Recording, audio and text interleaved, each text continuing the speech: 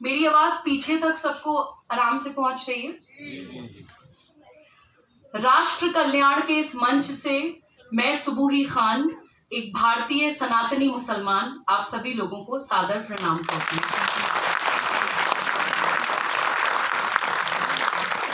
अपना वक्तव्य शुरू करने से पहले एक बात जो मेरे मन में आई, चंद लाइनें आई कुछ लोगों को नीचे वहां बैठा हुआ देखकर।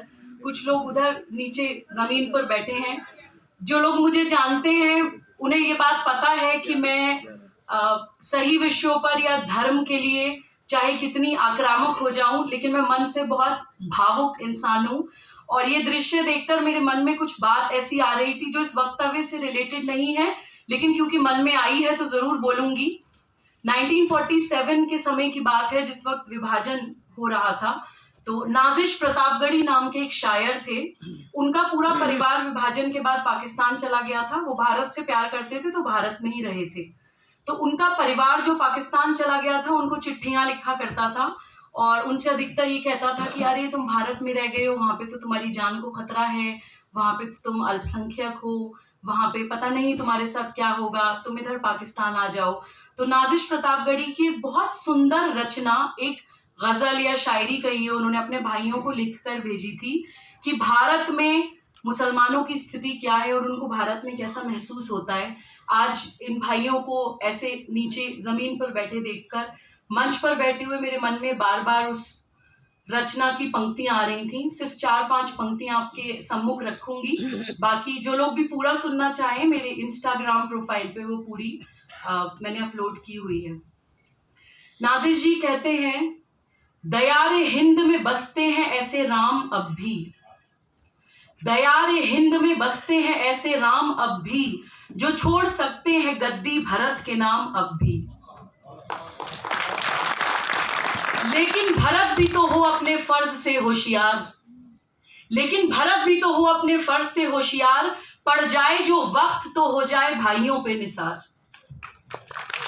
ये एक पुरानी मसल तुमने भी सुनी होगी कि एक हाथ से ताली कभी नहीं बजती। न मुस्लिमों से न इस्लाम से अदावत है, न मुस्लिमों से न इस्लाम से अदावत है, हमें तो बस वतन के दुश्मनों से नफरत है। मुनाफिकों के लिए नो के खार है भारत, मुनाफिकों के लिए नो के खार है भारत, जो दिल हो साफ तो फूलों का हार है भारत। सर्वत्र सेवा फाउंडेशन को बहुत बहुत धन्यवाद मुझे ये मंच देने के लिए।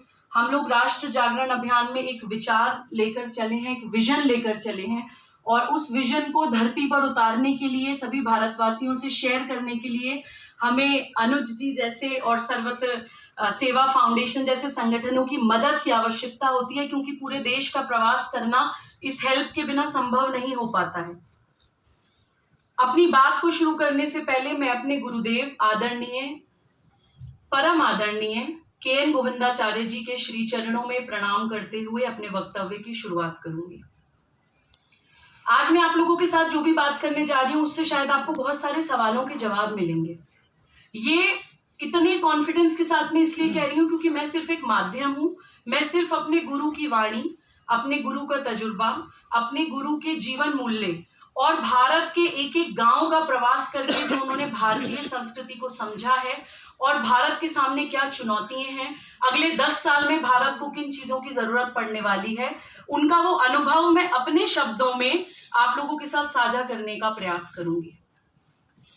देखिए, आज का विषय था भारत के सम्मुख चुनौतियां। अनुज जी ने मुझसे कहा कि विषय क्या होना चाहिए, तो हमने ये डिस्कस किया कि ऐसा विषय होना चाहिए जिसमें मोटे मोटे तौर पे सारी बातें कवर हो जाएं कि एक्चुअली चल क्या रहा है हमारे देश के साथ या देश के खिलाफ। तो हमने विषय चुना भारत के सम्मुख चुनौतियां, उनका कारण और उनका निवारण। तो गोविंद जी कहते हैं कि अगर हमें आज भारत की स्थिति समझनी है तो हमें स्वॉट एनालिसिस करना होगा। स्वॉट एनालिसिस सभी लोग समझते हैं, जिन लोगों ने MBA किया हुआ है, strengths, weaknesses, opportunities and threats.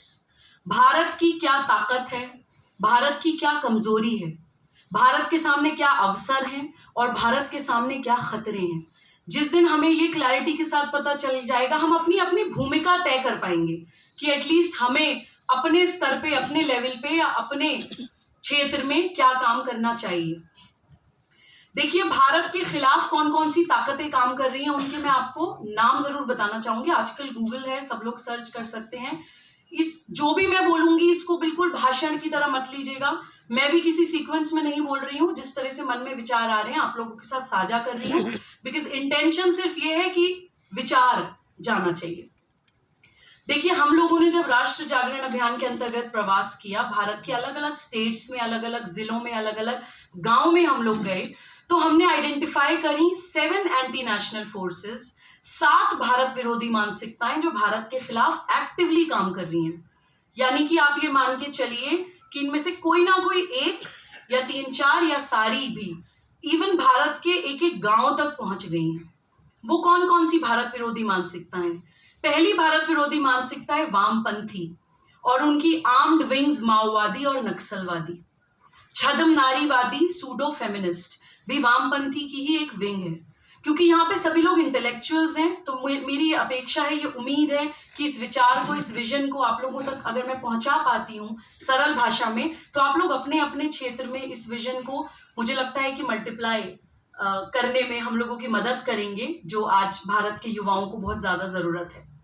देखिए, वामपंथी ज्यादातर कॉलेज कैंपसेस में एक्टिव हैं। ये क्या करते हैं? क्योंकि युवा यंग एनर्जी है, क्रिएटिव एनर्जी है, किसी भी तरफ एक डायरेक्शन दे दीजिए तो लड़ने मरने को तैयार हो जाता है, अपना सब कुछ न्यौछावर करने को तैयार हो जाता है। तो उस युवा को इक्वालिटी के नाम पे भड़काते हैं, समानता का अधिकार, लड़ो, इक्वालिटी इक्वालिटी। मैं उन युवाओं से कहती हूं कि जो व्यक्ति आपको केवल समस्या बताए और आपको प्लाकार्ड्स लेकर बस लड़ने के लिए खड़ा कर दे और समाधान ना बताए, वो कहीं ना कहीं सिर्फ आपको एक भीड़तंत्र की तरह इस्तेमाल कर रहा है, अपना कोई ना कोई एजेंडा पूरा करने के लिए। वामपंथियों का नारा समानता होती है, उनकी नियत समानता नहीं होती। वो चाहते नहीं है कि समाज में समानता हो। वो एक पंथ को दूसरे पंथ से, एक मजहब को दूसरे मजहब से लड़ाते हैं, एक जाति को दूसरी जाति से लड़ाते हैं, एक लिंग को दूसरे लिंग से लड़ाते हैं। उनका काम केवल और केवल लड़ाना, समाज में अनरेस्ट क्रिएट करना, प्रोटेस्ट करवाना और आंदोलन क्रिएट करके फिर उसकी मदद से सत्ता में आना होता है। और इंटरनेशनली आप लोग वामपंथियों का इतिहास उठाकर देखिए कि आज जिस लोकतंत्र का हवाला देकर वो आपको इमोशनली इंसाइट करते हैं, जब एक बार वो सत्ता में आ जाते हैं तो सबसे पहले उस लोकतंत्र की ही धज्जियां उड़ाते हैं। कोई भी वामपंथी आंदोलनों के बाद अगर कोई भी सरकार आई है सत्ता में, तो 20-20, 25-25 साल तक रही है। जो उनके विचार से कन्विंस नहीं होते हैं उनको लेबर कैंप्स में डाल दिया जाता है।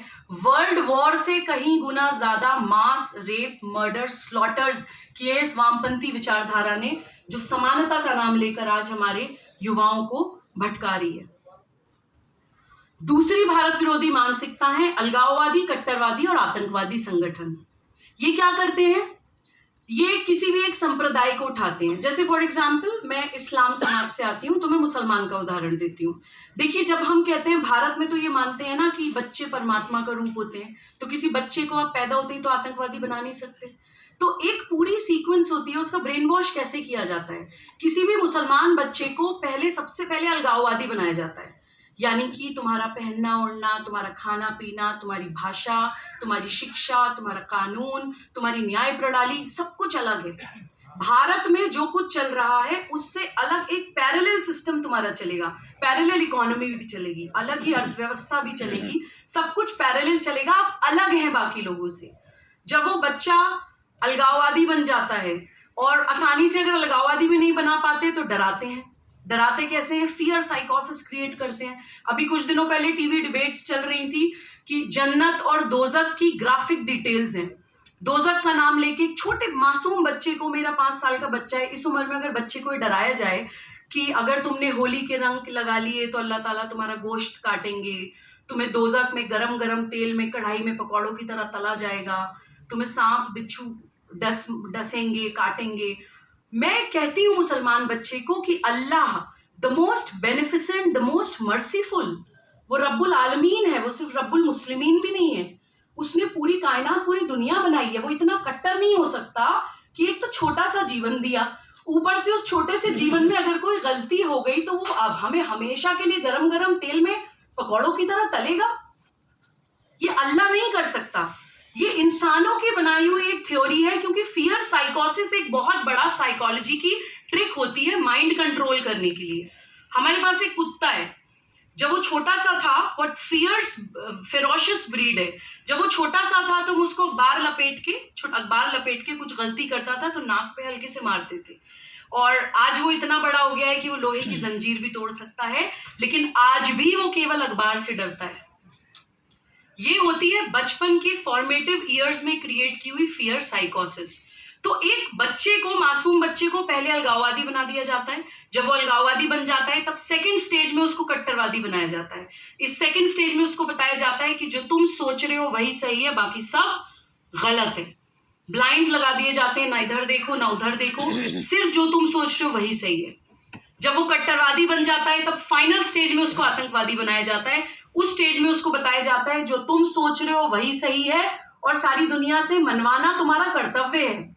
जैसा तुम सोचते हो वैसे सारी दुनिया सोचे, जैसे तुम कपड़े पहनते हो वैसी वो कपड़े पहने, जो तुम्हारी पूजा पद्धति है वही उनकी पूजा पद्धति हो, जो तुम्हारा बिलीफ सिस्टम है केवल वही अल्लाह का बिलीफ सिस्टम है, बाकी दुनिया में कोई फ्लेक्सिबिलिटी नहीं है, कोई सत्य नहीं है, परम सत्य वही है जो तुम सोचते हो।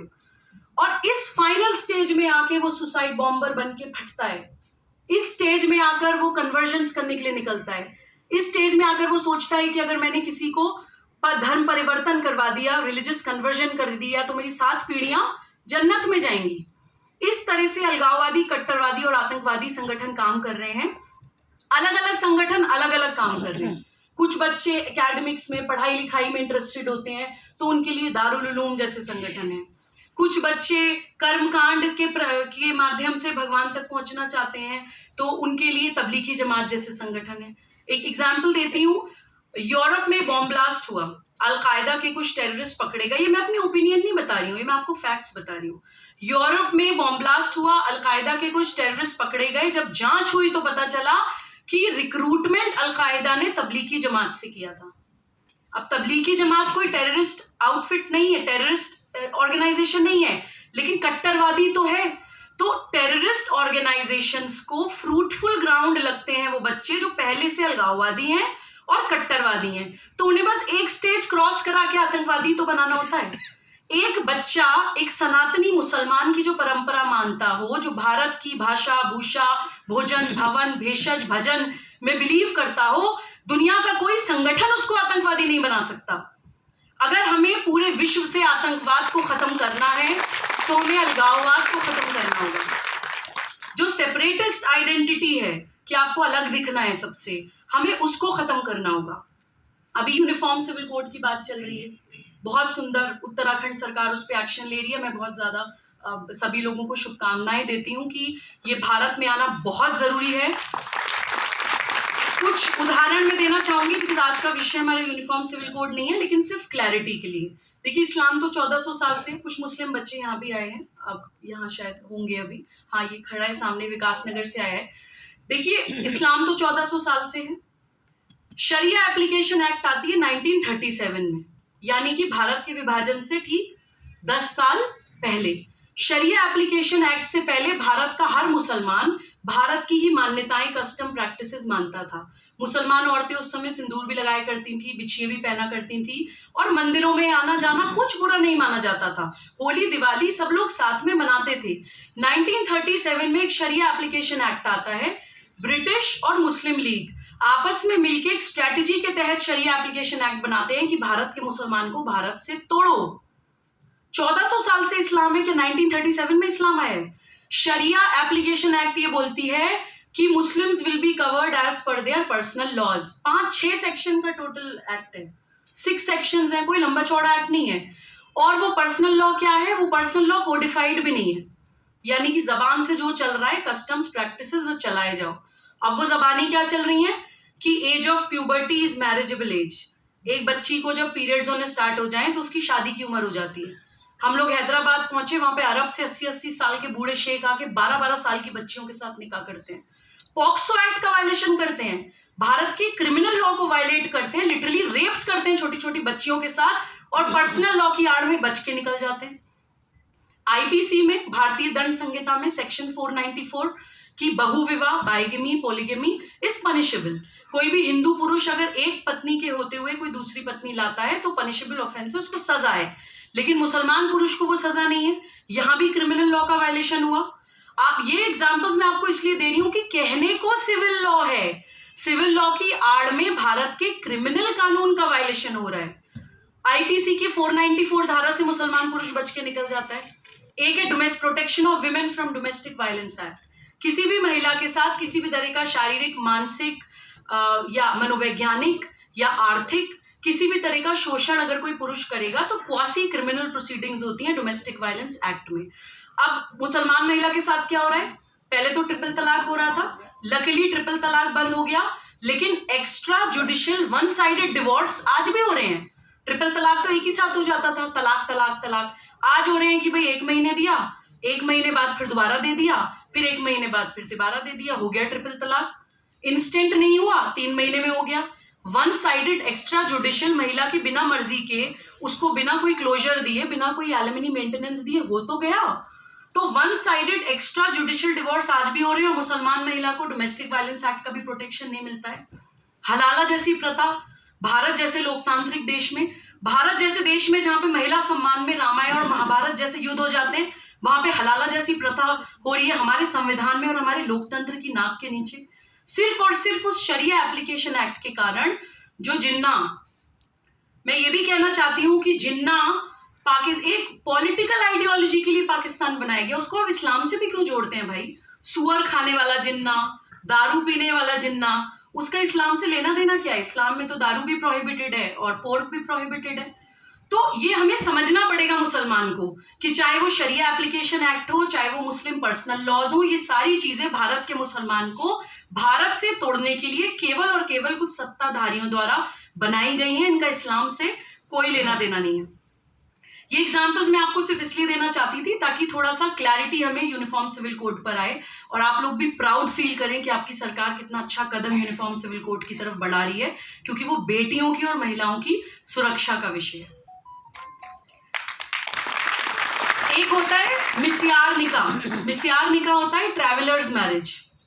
ये सुनिएगा, ये हो रहा है ट्रैवलर्स मैरिज कि कोई मुस्लिम पुरुष अगर यात्रा कर रहा है तो उस यात्रा की ड्यूरेशन में वो किसी भी बच्ची से, महिला से छोड़िए, बच्ची से भी निकाह कर सकता है। जब वो यात्रा खत्म होती है तो वो निकाह खत्म हो जाता है, उसकी एक्सपायरी डेट आ जाती है। गूगल पे डालिए, आजकल तो कुछ भी मुश्किल नहीं है। मिस्यार निकाह का मतलब ही लिटरल ट्रांसलेशन ही ट्रैवलर्स मैरिज है।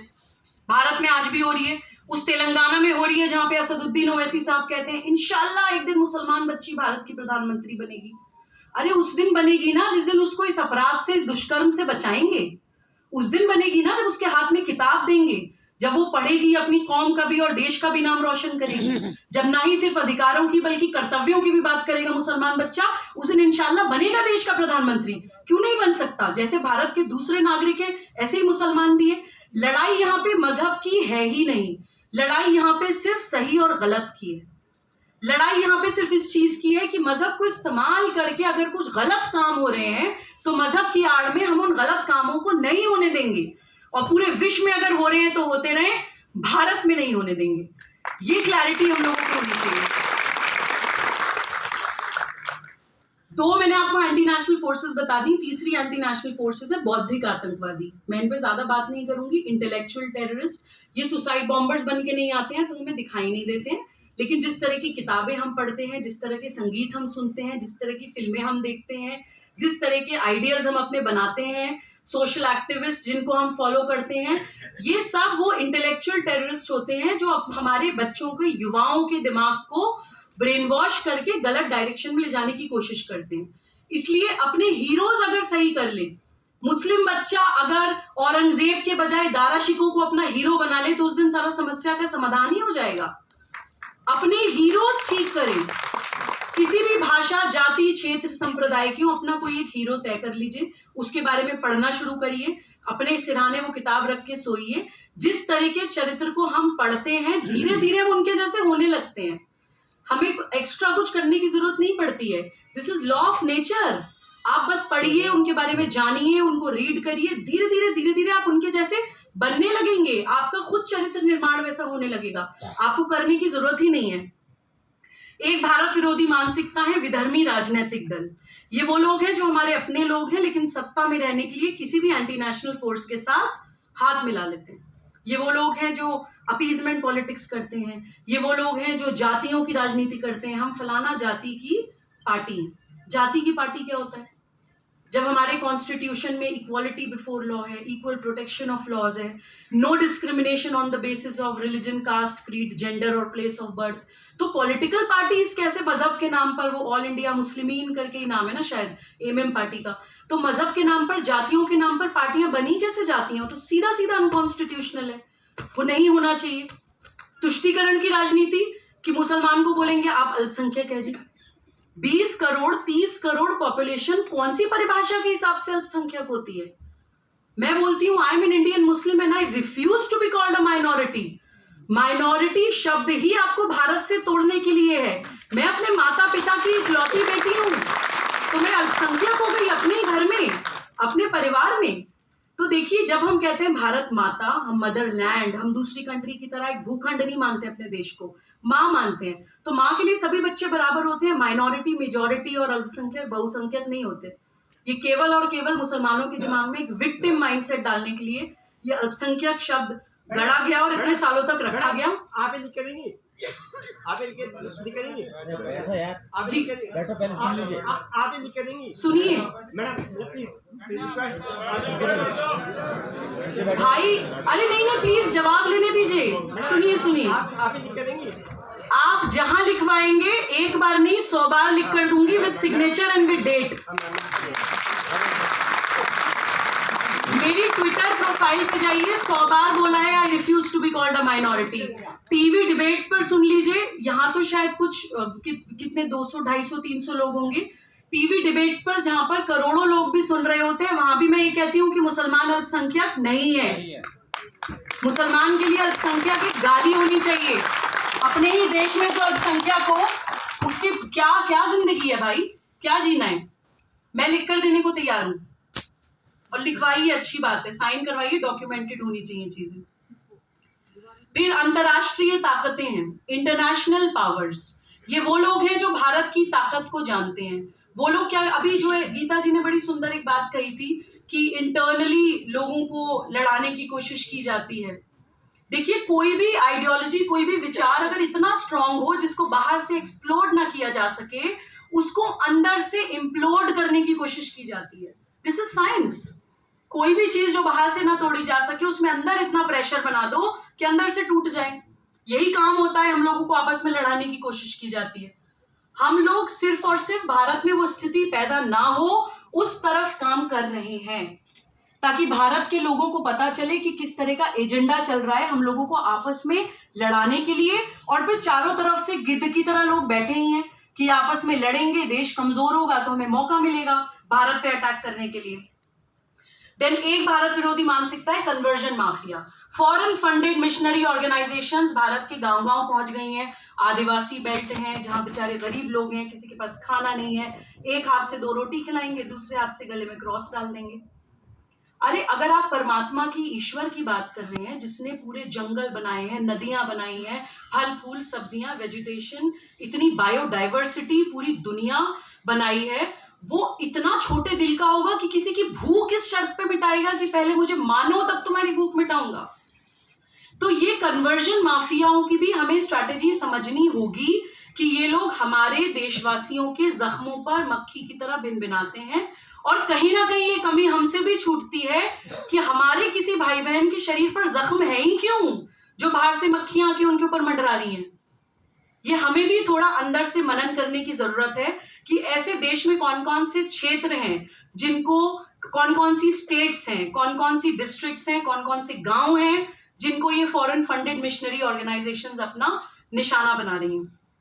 Last but not the least, 7th anti national force है कॉर्पोरेट माफिया, यानी कि बाजारवाद, कंज्यूमरिज्म, जिनके लिए सब कुछ सिर्फ पैसा है। ये एक बड़ी लेटेस्ट एंटी नेशनल फोर्स है तो बहुत सालों से, लेकिन अब कुछ ज्यादा हावी हो गई है, हमारी घरों घरों में घुस गई है। जब रिफाइंड ऑयल मार्केट में लॉन्च होना था तो देसी घी के खिलाफ एक पूरी कैंपेन चली। देसी घी खा के हार्ट की बीमारियां हो जाती हैं, देसी घी आज खाइए कल हार्ट अटैक हो जाएगा, इस तरह का डर, वही फियर साइकोसिस। कभी भी देखिएगा माइंड कंट्रोल हमेशा डर को इस्तेमाल करके होता है या लालच, दो चीजों को, डर और लालच इस्तेमाल करके सामने वाले का माइंड कंट्रोल किया जाता है। रिफाइंड लॉन्च करना था तो देसी घी से हम लोगों को दूर कर दिया। हम लोग मोटा अनाज खाने वाली संस्कृति थी, हम लोगों को गेहूं में धकेल दिया। सभी गेहूं खाते हैं आजकल, कौन किसको थायराइड नहीं है, किसको डायबिटीज नहीं है, किसको पीसीओडी नहीं है। महिलाओं को इतनी प्रॉब्लम्स आजकल हो रही हैं क्योंकि हम लोग सब गेहूं खाने लग गए हैं। इतने सालों तक तो सबने रिफाइंड खाया, अब लकीली थोड़ा जागरण हो रहा है तो वापस लोग देसी घी की ओर लौट रहे हैं। मोटा अनाज हम लोगों ने खाना बिल्कुल छोड़ दिया है। हम लोग उत्तराखंड में हैं, यहाँ पे तो मिलेट्स की खेती बहुत ज्यादा हुआ करती थी। आज क्यों नहीं हो रही है? क्योंकि हमने खाना ही छोड़ दिया। तो वो बाजारवाद, हमसे पहले हमारा लाइफस्टाइल, हमारा कल्चर, हमारी आदतें पहले बदलता है, उसके बाद मार्केट में एक प्रोडक्ट लॉन्च करके फिर उस खाली जगह को अक्वायर कर लेता है। ऐसे बहुत सारे छोटे छोटे एग्जाम्पल्स हैं।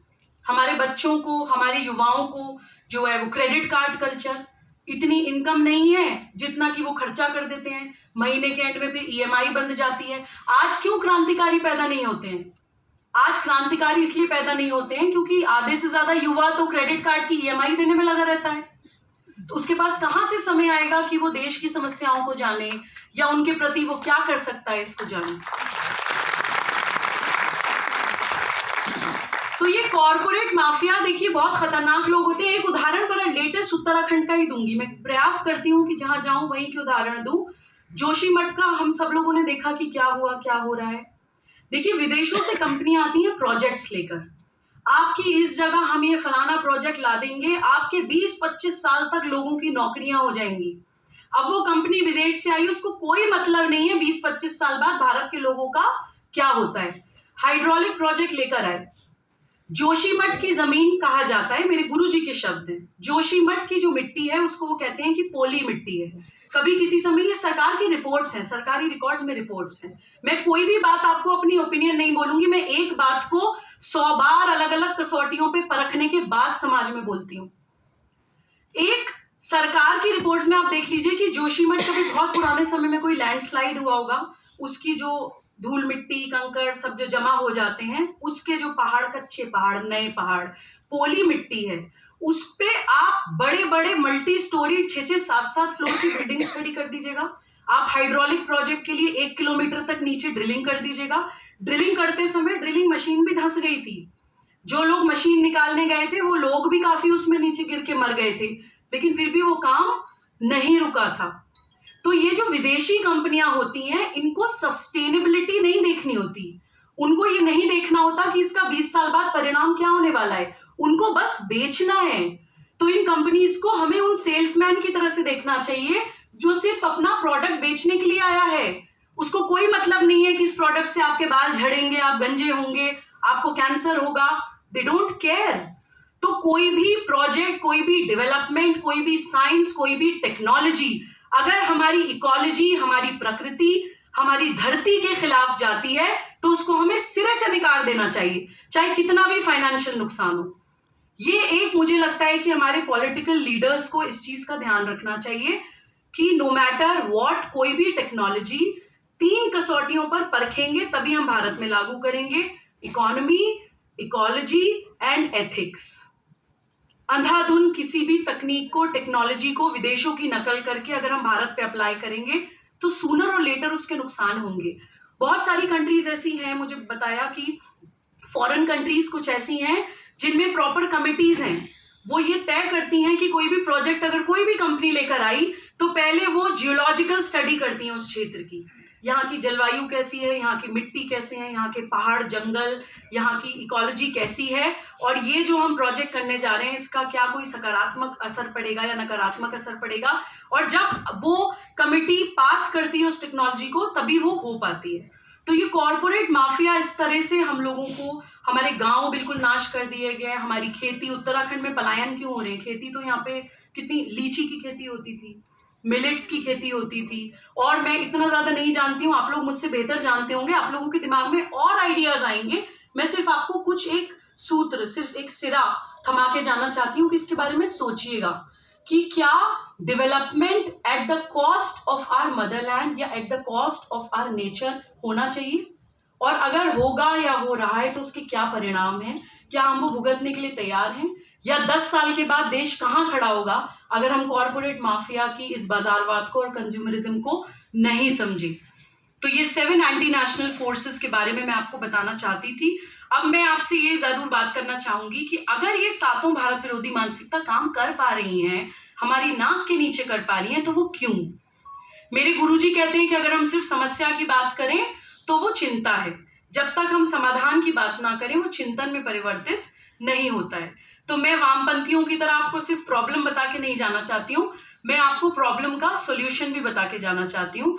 देखिए, भारत विश्व गुरु किस कारण से था? हमारे हीरे जवाहरात कोहिनूर के कारण नहीं था कि भाई सोने की चिड़िया कहलाता था, लोग आए, आक्रमण करा, लूटा, मारा, काटा, चले गए।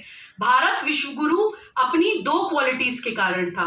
पहली क्वालिटी थी हमारी प्राकृतिक संपत्ति, हमारी नेचुरल रिसोर्सेज। जो ग्लोब है, दुनिया का जो नक्शा है, उसमें भारत की प्लेसमेंट ऐसी है कि सर्वश्रेष्ठ जलवायु है। पूरे विश्व में कोई देश ऐसा नहीं है जहां पे ह्यूमन लाइफ के लिए इतना अनुकूल वेदर हो। हर मौसम पाया जाता है भारत में। विश्व की सर्वश्रेष्ठ कामधेनु यानी कि गाय केवल और केवल भारत में पाई जाती है।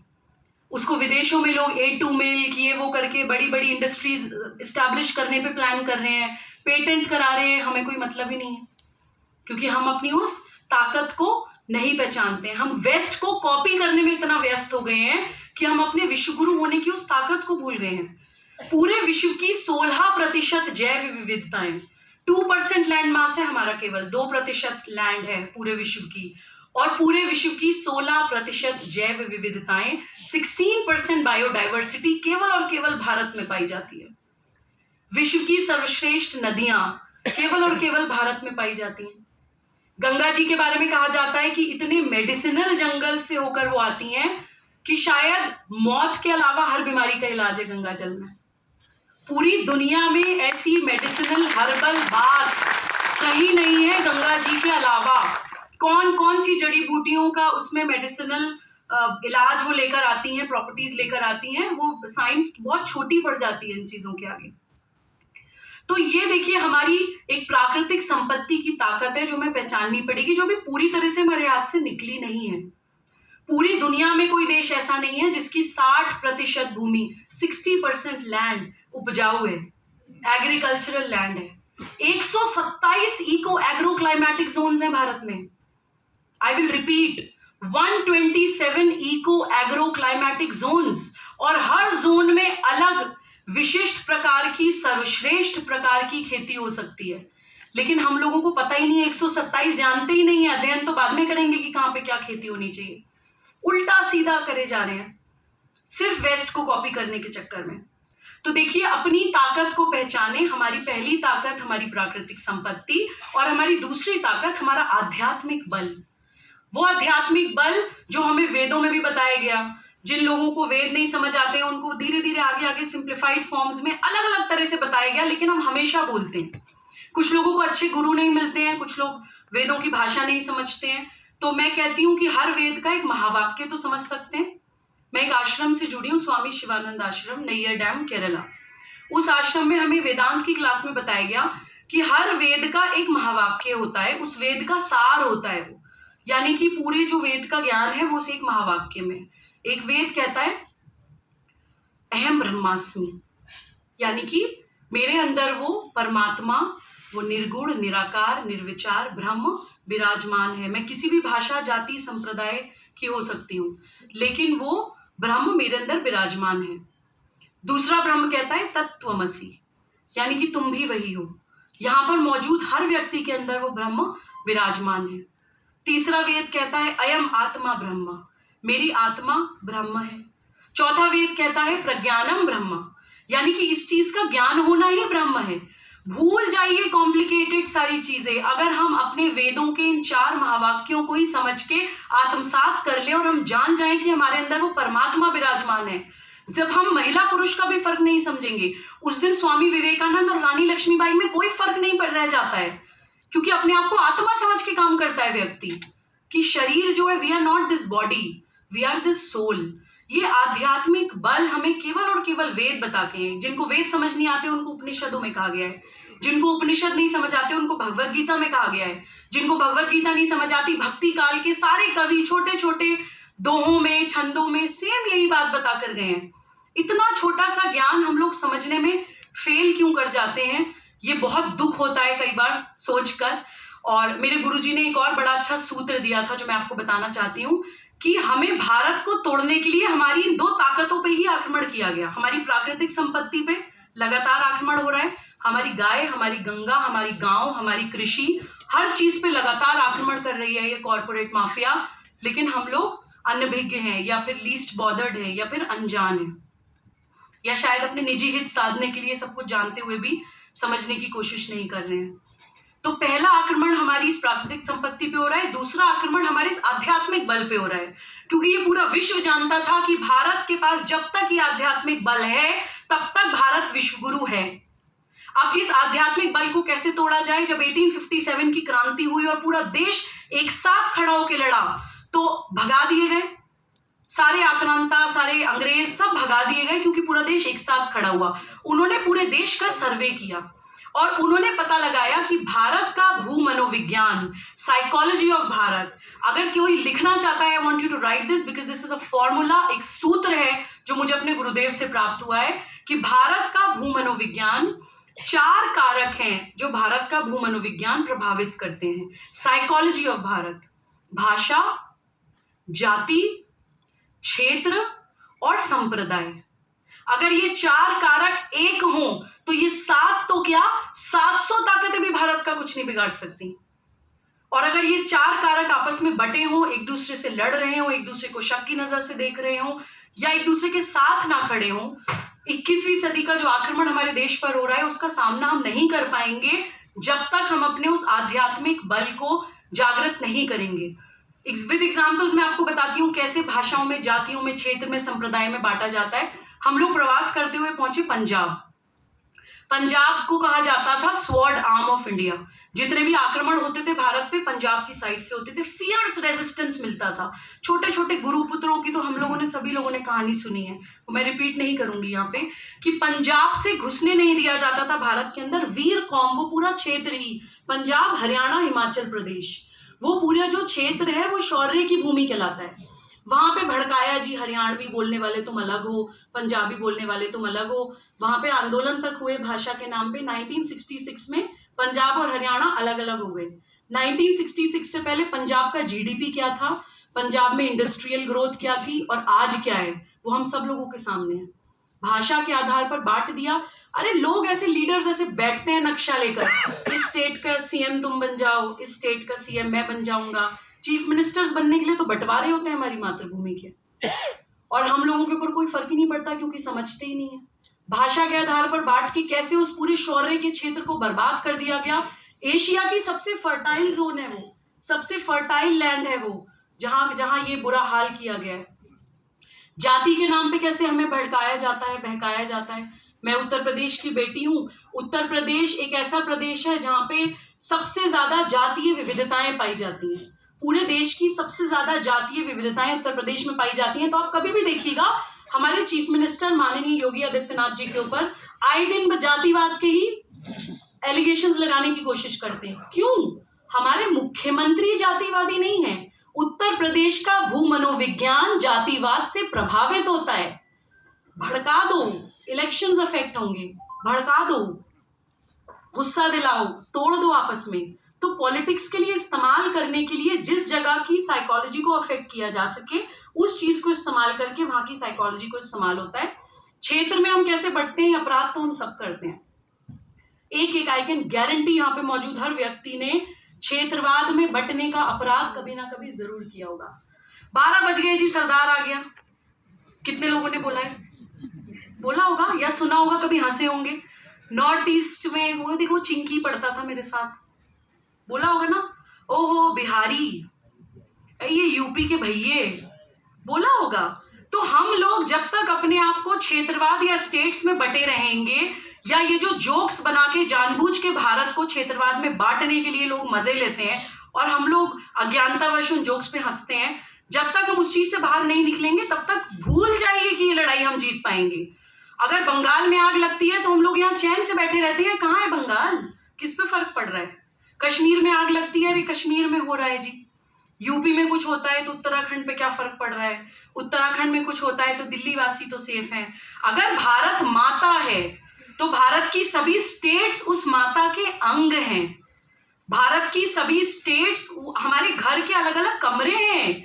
आपके घर के किसी कमरे में आग लग रही हो और आप ये सोचें कि मेरा कमरा तो सुरक्षित है, माफ कीजिएगा, वो आग नहीं, आज नहीं तो कल आपके कमरे तक जरूर पहुंचेगी। इस चीज को प्लीज ध्यान रखें। क्षेत्रवाद में बंटने का अपराध हम लोग ना करें, ये आग्रह भी आप लोगों से करना चाहती हूँ। लास्ट, संप्रदाय में कैसे बांटते हैं मैंने आपको बता ही दिया। अपीजमेंट पॉलिटिक्स, आप अलग हैं, इमोशनली इंसाइट किया जाता है।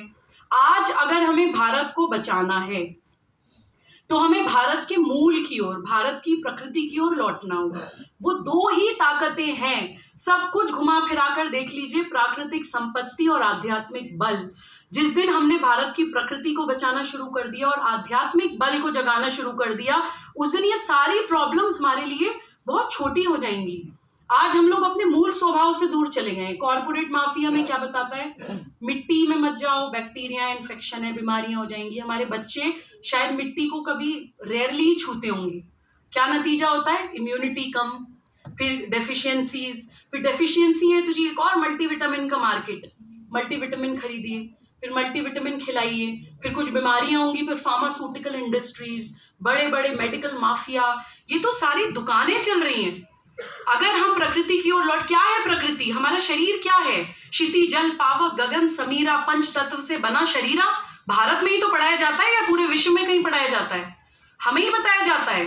70% of our body is water, 70% हमारा शरीर पानी है। अगर उसी पानी को दूषित करेंगे, उसी पानी को बर्बाद करेंगे, पंजाब 5 नदियों की जगह 700 फीट नीचे तक धरती में पानी खत्म कर दिया हमने। चेन्नई में 2000 फीट नीचे धरती में पानी नहीं है, कानपुर में 200-300 फीट नीचे धरती में पानी नहीं है। जब पानी को ही खा गए, पानी का ही नाश कर दिया। And 70% of our body is water, 70% of the entire world earth is water. पूरी अर्थ का, पृथ्वी का भी 70% पानी है। पानी नहीं बचेगा तो हम बचेंगे क्या? या ये बड़ी बड़ी बिल्डिंग्स जो हमने विकास के नाम पे खड़ी कर दी हैं, डेवलपमेंट के नाम पे खड़ी कर दी हैं, क्या ये हमें बचा पाएंगी? तो प्लीज हमें प्रकृति की ओर वापस लौटना पड़ेगा। हमारी प्रकृति और हमारे आध्यात्मिक बल के ही कारण बड़े बड़े महापुरुष भारत में पैदा हुए। भारत ही एक ऐसी धरती है जहां पे ह्यूमन पोटेंशियल को, इंसानी चेतना को एक मैक्सिमम हाइट तक पहुंचाया जा सकता है। पूरी दुनिया में कहीं नहीं पहुंचाया जा सकता। हमारा खान पान, हमारी जलवायु, हमारा अध्यात्म, हमारी संस्कृति, हमारा इतिहास, हमारा शास्त्र, सारी चीजें, पूरा कंप्लीट पैकेज है हमारे पास। कमी है सिर्फ इस चीज की कि हम अपनी उस ताकत को पहचानते नहीं। आज अगर हम हिंदू राष्ट्र के लिए लड़ रहे हैं, मैंने एक दिन अपने गुरुजी से पूछा, मैंने कहा गोविंद जी, हिंदू होने का मतलब क्या है?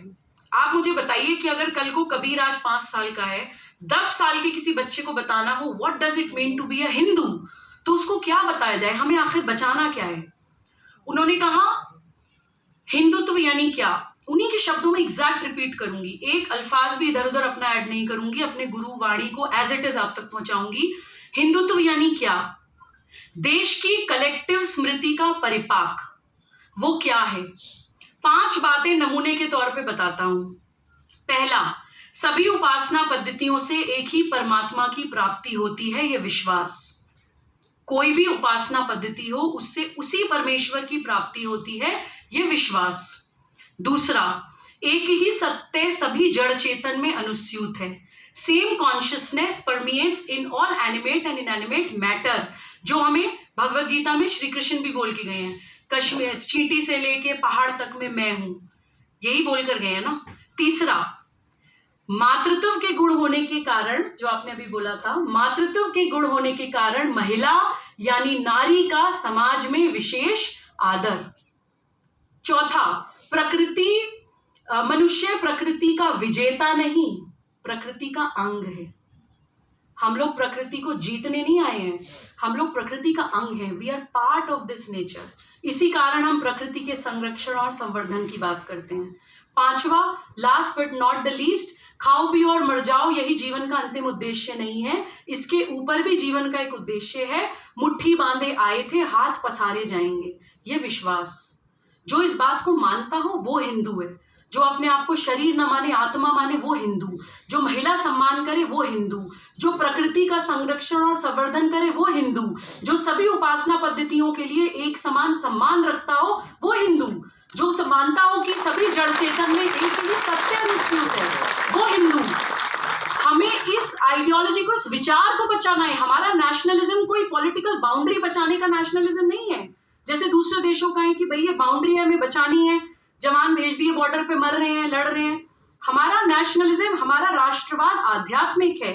हमें इस विचार को बचाना है, क्योंकि अगर ये विचार नहीं बचा तो विश्व नहीं बचेगा।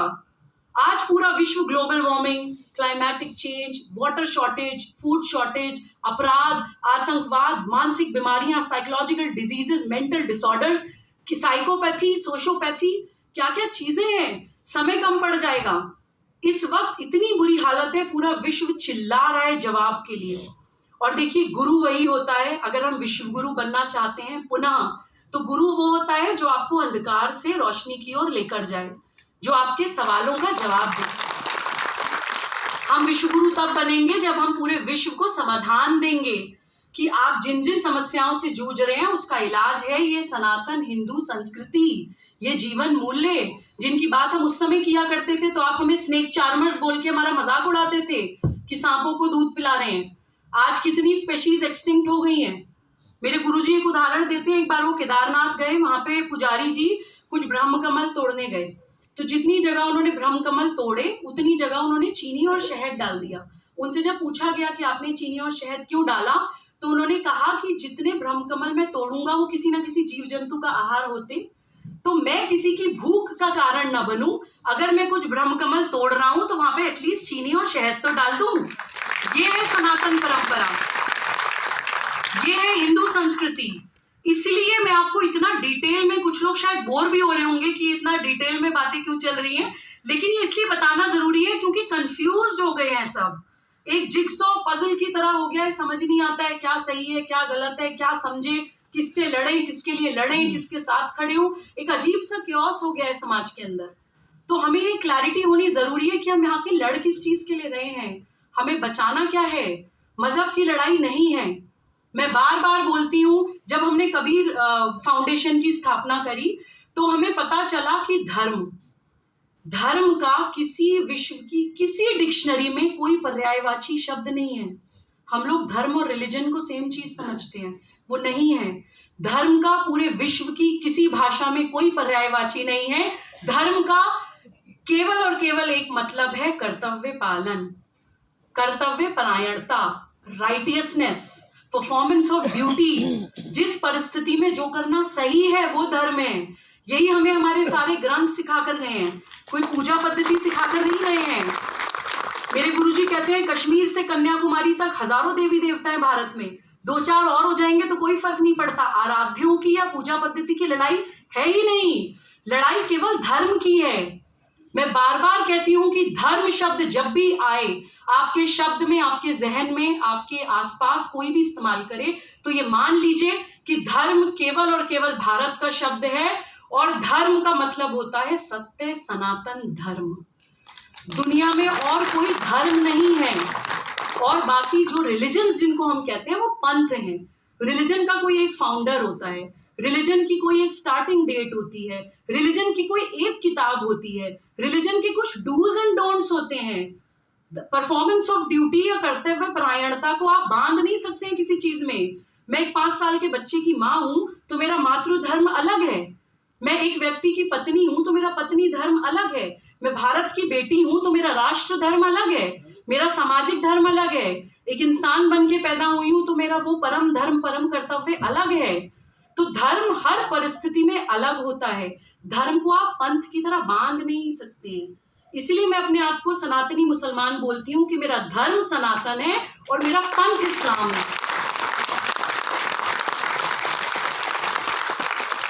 बहुत लोग मेरे दिमाग में भी फियर साइकोसिस डालने की कोशिश करते हैं कि जी ये तिलक लगा लिया तो दोजख में जाएंगी, मंदिर चली गई तो आप काफिर हो गई, तो मैं उनको यही कहती हूँ कि मैं भारत में पैदा होती हूँ तो मेरी भाषा, भूषा, भोजन, भवन, भेषज, भजन सब भारतीय होगा।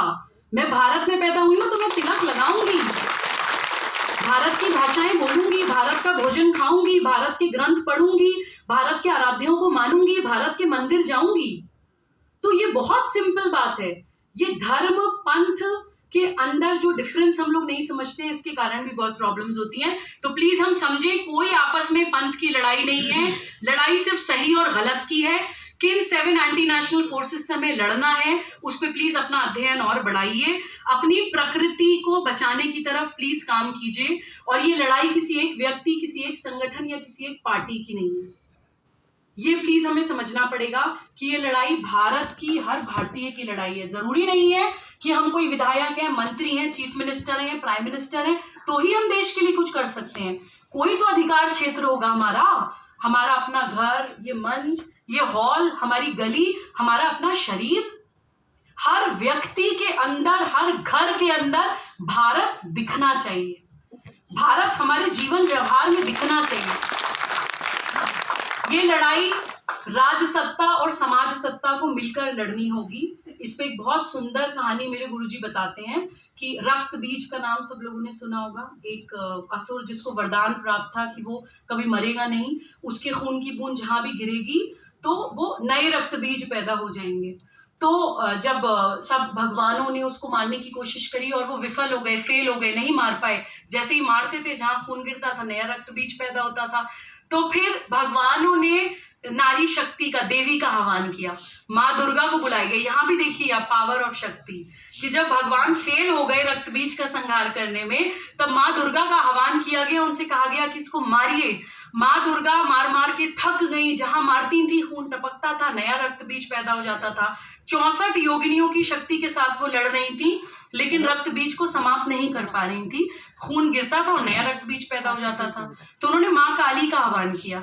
माँ दुर्गा ने कहा कि मैं मारूंगी और आप ये ध्यान रखना कि खून की बूंद नीचे ना गिरने पाए, आप उसको खून को पी लेना, चाट लेना, तो नया रक्त बीज पैदा ना हो। मेरे गुरुजी कहते हैं कि आज समाज सत्ता और राज सत्ता को ऐसे ही काम करने की जरूरत है।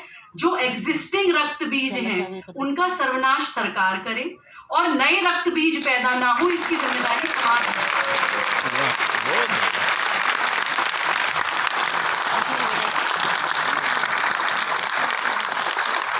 मैडम रिपीट कर दें, रिपीट कर दें। अब ज्यादा समय नहीं लूंगी, मैं बस आपको ये बताना चाहती हूँ कि राष्ट्र जागरण अभियान में हम लोग एक संवाद यात्रा पर निकले हैं। पूरे देश में लोगों से डायलॉग कर रहे हैं कि जो विकृतियां आ गई हैं समाज में, जो विकृतियां हैं, जो प्रॉब्लम्स हैं, वो केवल और केवल प्रकृति से दूर जाने के कारण आई हैं। तो इसका जो टैगलाइन है अभियान की, वो भी यही है, प्रकृति से संस्कृति की ओर। यानी कि विकृतियों से पहले समाज को प्रकृति की ओर आना होगा, तब प्रकृति से आप संस्कृति की ओर वापस लौटेंगे। अगर उस भारतीय संस्कृति का संरक्षण और संवर्धन करना है तो अपनी प्रकृति को बचाना ही होगा। एक महापुरुष ने गोविंद जी से, मेरे गुरु जी से कहा, गौ माता प्रसन्न तो भारत प्रसन्न, गौ माता उदास तो भारत उदास। गंगा जी के बारे में क्या कहा जाता है? कहा जाता है कि सूर्य देवता के बाद पूरे विश्व में, सूर्य देव के बाद पूरे विश्व में 3 ही जागृत देवता हैं, जगन्नाथ का भात, गंगा जी का जल और ब्रज की रज।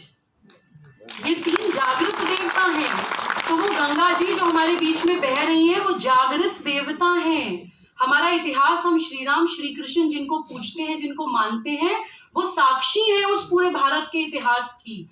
गंगा जी की स्थिति आज क्या हो गई है, इस पे एक अलग से हमें, मुझे लगता है कि वो करना पड़ेगा टॉपिक संवाद, क्योंकि अपने गुरुदेव के संरक्षण में, उनके नेतृत्व में, उनकी सरपरस्ती में हमने गंगा संवाद यात्रा की थी, पद यात्रा थी 412 किलोमीटर की। उसमें कुछ चीजें जो हम लोगों ने समझी हैं, मैं इस अपॉर्चुनिटी को जरूर अवेल करूंगी कि आप लोगों को थोड़ा सा वो बताकर जाऊं।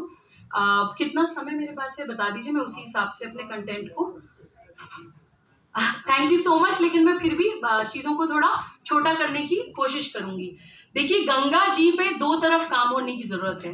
एक गंगा जी की निर्मलता और गंगा जी की अविरलता। निर्मलता यानी स्वच्छता, सफाई, और अविरलता यानी निरंतर, बिना रुकाव बहता हुआ जल। अब जब सफाई की बात आती है तो हम लोग यही बोलते हैं कूड़ा मत डालो, करकट मत डालो, प्लास्टिक पॉलिथीन मत डालो, लेकिन रिपोर्ट्स ये कहती हैं, जानकार ये कहते हैं कि जो कूड़ा करकट प्लास्टिक ऊपर से डलती है गंगा जी में, वो टोटल पॉल्यूशन का केवल 10% है, 10%। तो 90% क्या है? वो 90% है इंडस्ट्रियल वेस्ट, कॉर्पोरेट माफिया, और नालों का जो हमारे मलमूत्र, जो हमारे सीवेज सिस्टम का जो पानी गंगा जी में प्रवाहित होता है, वो ये 90% है। एक तरफ हम गंगा जी की आरती कर रहे हैं, उनके प्रति सम्मान कर रहे हैं, उनको भगवान की तरह मान रहे हैं, दूसरी तरफ हमारे मलमूत्र का पानी का प्रवाह उस गंगा जी में छोड़ा जा रहा है। गोविंद जी कहते हैं कि अगर हम गंगा जी की निर्मलता पे ध्यान दिए बिना केवल आरती करेंगे तो वो मतलब है शव का श्रृंगार करना। जागृत देवता हैं वो, उनकी निर्मलता की ओर काम होना चाहिए। इंडस्ट्रियल वेस्ट कंप्लीटली नहीं डलना चाहिए। आईआईटी की भी एक रिपोर्ट थी, गवर्नमेंट्स को दी गई थी कि पैरेलल स्ट्रीम्स बना दीजिए। पहले तो ये तय कर लीजिए कि ये नालों का पानी और ये गंदा इंडस्ट्रियल वेस्ट हम गंगा जी में भेजेंगे ही नहीं, उन पैरेलल स्ट्रीम्स में जाए, उसके बाद उनका जो भी ट्रीटमेंट हो शुद्ध करके तब वो पानी गंगा जी में जाएगा। तौबा तौबा तौबा करके मैं बोलती हूँ अल्लाह से, हम अपने किसी पूजा स्थल में क्या वो गंदा पानी फेंक सकते हैं? एक छींट भी नहीं डाल सकते। तो हम गंगा जी के अंदर कैसे वो गंदा पानी प्रवाहित कर देते हैं? वो इंडस्ट्रियल वेस्ट और हमारे मलमूत्र का वो गंदा पानी गंगा जी के अंदर प्रवाहित किया जाता है। गंगा जी की अविरलता को हमने कैसे कैसे रोका हुआ है। सुप्रीम कोर्ट के जजमेंट्स हैं कि I think 500 metre Ganga ji के किसी भी रिवर के दोनों ओर कोई कंस्ट्रक्शन नहीं होना चाहिए। हम लोग क्या करते हैं? हम लोग रिवर फ्रंट्स भी बना देते हैं। हम लोग कई जगह पक्के घाट बना के लिटरली गंगा जी के क्षेत्र को भी एंक्रोच कर लेते हैं। हम लोग कई बार बड़े बड़े रिजॉर्ट्स या बड़े बड़े होटल्स बना देते हैं नदियों की जमीन पर। इंक्रोचमेंट ही अगर देखने पे आ जाए नदियों में, मुझे लग रहा है 15,000 नदियां तो शायद भारत में विलुप्त ही हो गई हैं, तकरीबन 15,000 नदियां। तो ये हमें सोचने की जरूरत है। एक और गंगा जी का प्रवाह जो रोकते हैं वो है डैम्स। अब कुछ लोग ये कहते हैं कि जी डैम्स की तो जरूरत है, बिजली बनाने के लिए पानी चाहिए होता है, आप क्या कहना चाहती हैं कि डैम ना बनाए? मैं कहती हूं कि देखिए, बैलेंस एक नियम होता है, एक लॉ होती है। मैं आपको उदाहरण देती हूँ कैसे। जानकार कहते हैं किसी भी नदी में अगर आप 60% पानी छोड़ दें, 40% रोक लीजिए, अपनी बिजली बनाइए, अपनी खेती करिए, सिंचाई करिए, जो करना है करिए, 60% पानी नदी में छोड़ दीजिए तो वो अपने आप को साफ अपने आप कर लेगी। हम क्या करते हैं, जब हमने यात्रा शुरू करी, नरौरा डैम एक है उत्तर प्रदेश में, वहां पे हम 85% पानी रोक लेते हैं गंगा जी का। नरौरा के बाद प्रैक्टिकली गंगा जी समाप्ति हो जाती हैं। कितने लोग जानते हैं? 85% पानी हम रोक लेते हैं और 15% पानी हम छोड़ते हैं, फिर उसमें आगे मलमूत्र का पानी मिला देते हैं, इंडस्ट्रियल वेस्ट मिला देते हैं, तो गंगा जी का जल बचता ही क्या है। और नरौरा के जो लोकल गांव वालों से जब हमने बात करी तो हमें पता चला कि वो 85% पानी केवल मनुष्य के लालच के कारण रोका जाता है, कि लगता है कि हम इस्तेमाल कर लेंगे, लेकिन उतनी यूजेज नहीं है हमारी, केवल लालच के लिए वो पानी रोका जाता है। और जब उस पानी का इस्तेमाल नहीं कर पाते तो वो पानी खोला जाता है। हर 5 साल में वो पानी खोल दिया जाता है, वो बांध और गांव के गांव बहा के ले जाता है वो नरौरा डैम का पानी। वहां के लोकल लोगों का कहना है कि हम प्रकृति की बाढ़ के पीड़ित नहीं है, हम नरौरा की बाढ़ के पीड़ित हैं। ये वहां के लोगों का कहना है। मैं कभी आजीवन वो सेंटेंस नहीं भूलूंगी, जिस सच्चाई, ईमानदारी और दर्द के साथ उन्होंने बात कही थी। और हमारे दिल्ली में चीफ मिनिस्टर बैठ के फ्री बिजली बांटते हैं। तो देखिए कैसे सारी चीजें आपस में इंटरलिंक्ड हैं। एक व्यक्ति पावर का अब्यूज करके बिजली फ्री बांट रहा है, अब वो फ्री बांटने के कारण मिसयूज भी होगी, मिसयूज होगी तो ज्यादा बिजली भी चाहिए, ज्यादा बिजली चाहिए तो ज्यादा पानी भी रोकना है।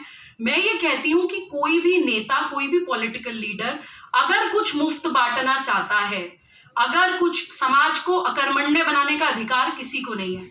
अगर आप कुछ मुफ्त बांटना चाहते हैं तो वो केवल शिक्षा, स्वास्थ्य और न्याय होना चाहिए।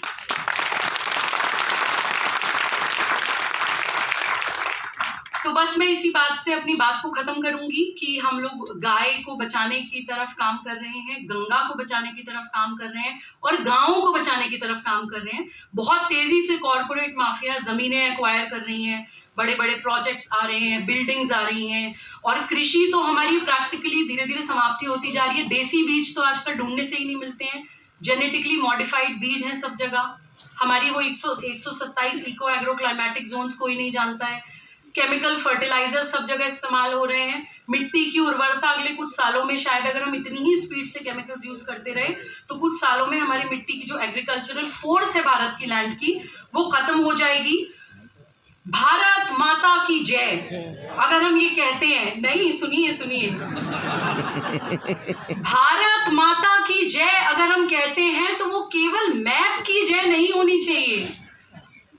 राष्ट्रवाद, राष्ट्र प्रेम केवल भावना नहीं होना चाहिए, जीवन व्यवहार होना चाहिए। भारत माता की जय मतलब भारत के जल, जंगल, जमीन, जानवर और जन की जय। जिस दिन हम भारत माता की जय को उस सेंस में जय करने लगे और 21वीं सदी के इस आक्रमण का प्रतिकार हम लोग एक होकर करने लगे अपने आध्यात्मिक बल को जगाकर, उस दिन हमें विश्वगुरु बनने से कोई नहीं रोक सकता। इसी बात के साथ अपनी वाणी को विराम देती हूँ। अनुज जी से एक आग्रह किया था, अधिकतर अपने वक्तव्य के बाद एक छोटा सा गीत है जो मैं सब साथियों को सुनाती हूँ। आज एक्सपेक्ट करती हूँ आप लोग बोर ना हो तो 2-3 मिनट का वो गीत और सुने, फिर आगे हम कार्यक्रम को कंटिन्यू करेंगे। तो प्लीज वो गीत एक बार चलवा दिया जाए।